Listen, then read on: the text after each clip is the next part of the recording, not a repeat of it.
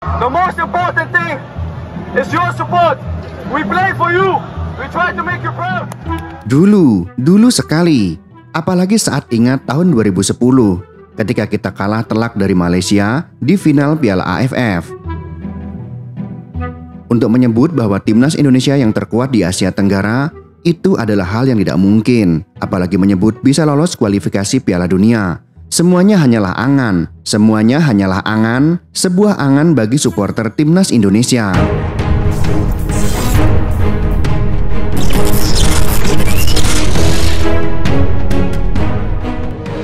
Kita sebagai supporter hanya diizinkan untuk melihat Jerman, Brazil, Portugal, ataupun Argentina dan Belanda untuk saling mengalahkan.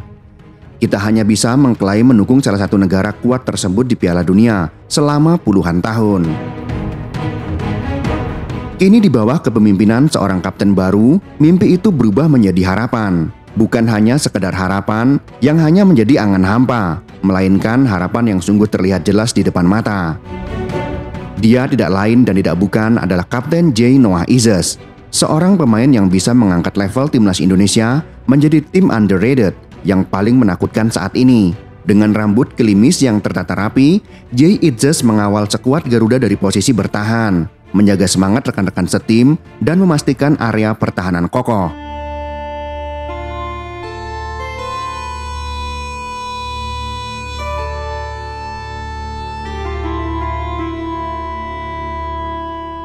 Dengan pengalamannya bermain di kompetisi ketat di Serie A Italia, tentunya semakin membuat J semakin matang dan berpengalaman dalam menjaga daerah pertahanan. Bahkan dalam catatan, J. Izes adalah satu-satunya pemain bola profesional pertama Indonesia yang bermain reguler di Serie A Italia. Ini adalah sebuah prestasi yang sangat membanggakan bagi publik di tanah air.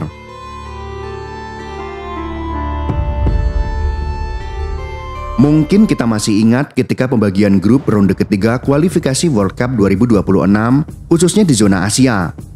Bagaimana terlihat semua negara berebut ingin satu grup bersama Indonesia. Selain posisi ranking FIFA kita yang begitu tertinggal jauh, juga ada faktor historis yang mana timnas Indonesia dianggap adalah tim lemah yang bisa menjadi lumbung gol, apalagi bagi tim-tim Timur Tengah. Dan akhirnya benar saja, tim ini pun berada di grup paling mengerikan yang ada di zona Asia.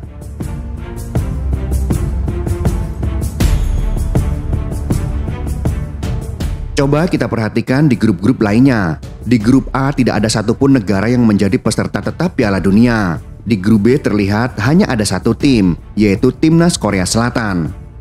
Seperti ketiban sial, di grup tempat di mana Indonesia berada, yaitu grup C, ada 3 tim yang menjadi langganan Piala Dunia selama bertahun-tahun.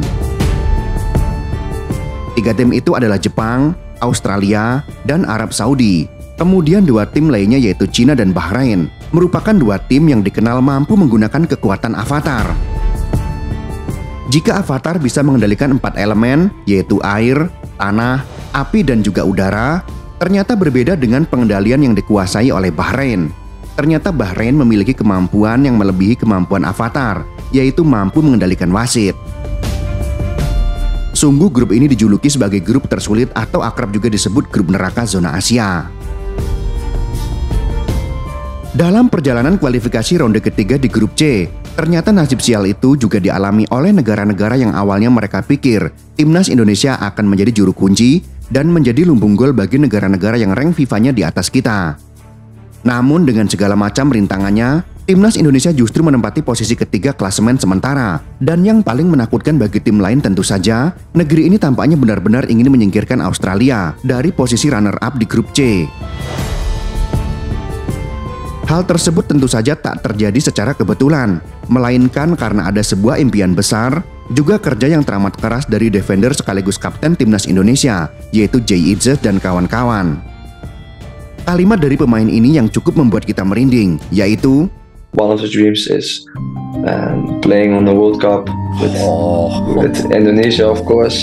That's the biggest. Kalimat tersebut diucapkan dalam sebuah podcast bersama Tom Hay di channel Hayway. Izes mengatakan, "Aku punya mimpi yaitu bermain di Piala Dunia bersama timnas Indonesia, yang mana itu adalah impian terbesarku," kata J. Izes.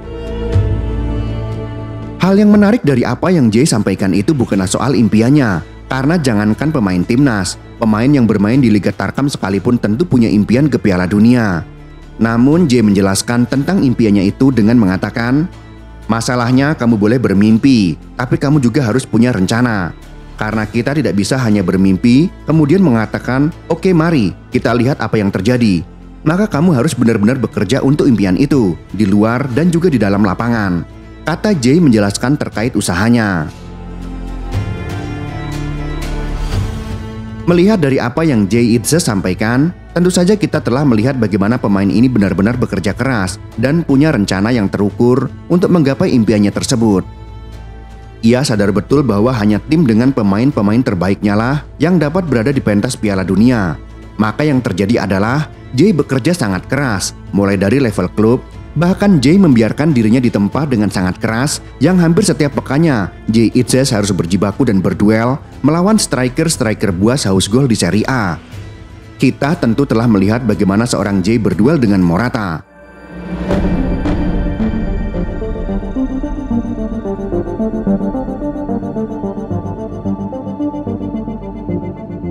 Jay juga membuat Vlahovic, striker buasnya Juventus, tak berdaya sampai membuatnya frustasi, sampai emosi dengan Jay dan berbuah kartu kuning untuknya.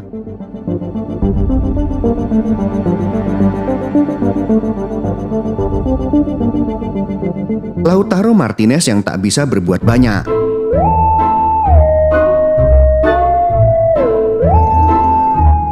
Sampai seorang Romelu Lukaku pun juga telah merasakan bagaimana sulitnya ketika dimarking oleh defender milik timnas Indonesia yang satu ini.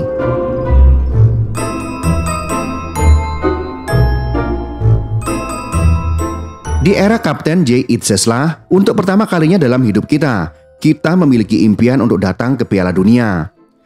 Bahkan ada netizen yang berkomentar, ternyata begini ya rasanya punya timnas yang kuat.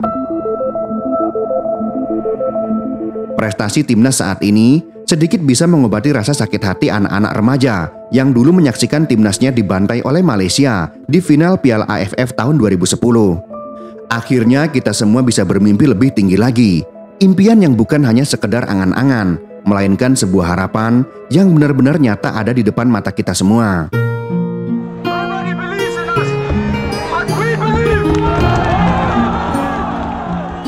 Saat Jay mengatakan "we believe", maka disitulah kata-kata itu menjadi keramat. Sontak supporter timnas Indonesia pun menjadi percaya jika tim ini bisa melangkah ke pentas dunia, meninggalkan saudara-saudara ASEAN-nya dan menjadi satu-satunya perwakilan Asia Tenggara. Di dalam lapangan pun kapten berambut klimis ini menampilkan bahwa inilah pemimpin timnas yang sangat berwibawa. Coba kita perhatikan dengan teliti. Saat negara-negara lain di grup C menggunakan cara-cara licik ketika unggul dengan berguling-guling di lapangan seperti babi. Namun bagi Jay Itzes, haram baginya melakukan hal kotor semacam itu. Dulu kita selalu takut dengan yang namanya umpan crossing dengan bola-bola atas. Namun saat ada Jay, bola crossing itu sangat jarang sekali membobol gawang timnas Indonesia. Coba kita perhatikan lagi gairahnya saat ia menanduk bola. Ia tak diam, tapi ia langsung bergegas untuk menutup ruang, agar lawan tidak memanfaatkan ruang yang kosong.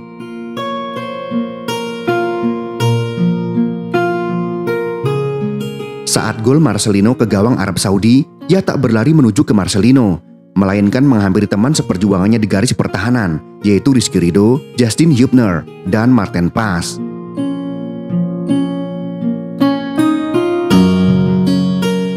Namun saat Marcelino kesakitan dan wasit tetap melanjutkan pertandingan, dialah rekan setim yang paling marah saat itu. Ia juga bukan pemain yang merasa dirinya paling hebat walaupun pelatih lama timnas Indonesia, yaitu Shin Tae-yong, jelas mengatakan jika di timnas saat ini, Jay Itzes lah pemain yang paling kuat. Ternyata Jay pernah mengatakan ia tak mau menggunakan nomor punggung 4 di timnas Indonesia, yang mana kita ketahui nomor punggung 4 itu adalah nomor punggung andalannya, sekaligus nomor punggung yang ia kenakan di Venesia. Apakah kalian tahu alasannya? Alasannya adalah karena Jay begitu menghormati seorang Jordi Amat. Mas Muhni, seorang kitman timnas Indonesia, menceritakan, waktu itu Jordi Amat nggak dipanggil. Waktu itu cedera. Saya tawarin kamu mau pakai nomor 4 apa enggak? Enggak, saya masih mau pakai nomor 3. Nanti nomor 4 ada Jordi. Kalau Jordi sudah pensiun baru saya mau pakai. Dia masih menghormati. Kata Mas Muhni menceritakan. Jordi Amat nggak dipanggil waktu itu cedera. Saya tawarin, kamu mau pakai nomor 4 apa enggak? Enggak, saya masih mau pakai nomor 3. Nanti nomor 4 ada Jordi. Kalau Jordi sudah pensiun baru saya mau pakai. Dia masih menghormati. Saat usai laga ada momen haru yang tertangkap kamera. Momen itu terjadi ketika semuanya berselebrasi. Kemudian ada staf timnas yang masih bekerja dan membawa tumpukan botol air minum. Ternyata saat itu juga, Jay meminta staf tersebut untuk meletakkan saja air itu dan mengajaknya merayakan kemenangan bersama-sama timnas Indonesia. Jay Itzes bukan tipikal pemain yang menghancurkan mental rekan setimnya saat melakukan blunder. Kita tak pernah melihat Jay marah yang bentuknya menyalahkan rekan setimnya. Kesalahan individu adalah kesalahan kolektif satu tim. Karena Jay meyakini bahwa sepak bola adalah permainan kolektif. Jika satu pemain membuat kesalahan, maka itu adalah kesalahan bersama. Jay Itzes merupakan pemain diaspora timnas Indonesia yang berasal dari darah sang kakek. Jay pernah bercerita jika kakeknya juga merasakan kehidupan yang sangat sulit di era penjajahan Jepang. Kakeknya terpaksa hidup di panti asuhan. Kemudian ia mengatakan, kakek saya benar-benar datang dari ketiadaan. Kemudian kakek saya berjuang memulai kehidupan yang layak bersama nenek saya. Kata Jay Itzes menceritakan. Seorang pemain yang bukan dari kalangan keluarga berada, namun rasanya kita sungguh beruntung memiliki Jay Itzes dalam skuad timnas Indonesia. Dan sebagai hidangan penutup, ternyata ada sebuah fakta yang cukup membuat kita terharu tentang Jay Itzes. Pemain ini memang terlahir di tanah yang jauh yaitu Belanda, di tepian daratan Eropa. Namun Jay seperti terlahir khusus hanya untuk Indonesia. Ia sungguh berbeda dari para pemain diaspora lainnya seperti Tom Hay, Sandy Walsh, Justin Hubner, Shane Patinama, Kelvin Verdong, Jordi Amat, Mace Hilgers, Kevin Dix, dan pemain-pemain diaspora lainnya. Mereka semua merupakan alumni dari akademi kelompok umur timnas Belanda dan Spanyol. Namun khusus untuk Jay Noah Itzes itu sangat-sangat berbeda. Jay sedikit pun tak tersentuh oleh akademi Singa Oranye. Bahkan masuk kelompok umur timnas Belanda pun tidak pernah sama sekali.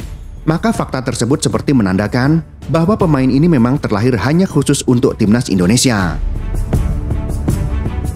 Apakah Jay Noah Itzes dapat menorehkan sejarah? Menjadi seorang kapten yang berhasil membawa jutaan harapan dari 280 juta rakyat Indonesia, yaitu membuat lagu kebangsaan Indonesia Raya menggema dan sang saka merah putih berkibar di pentas Piala Dunia? Untuk menjawab pertanyaan itu, izinkan saya mengutip sebuah kalimat dari seorang ilmuwan fisika terkemuka di abad 21 ini. Biarkan waktu yang menjawabnya.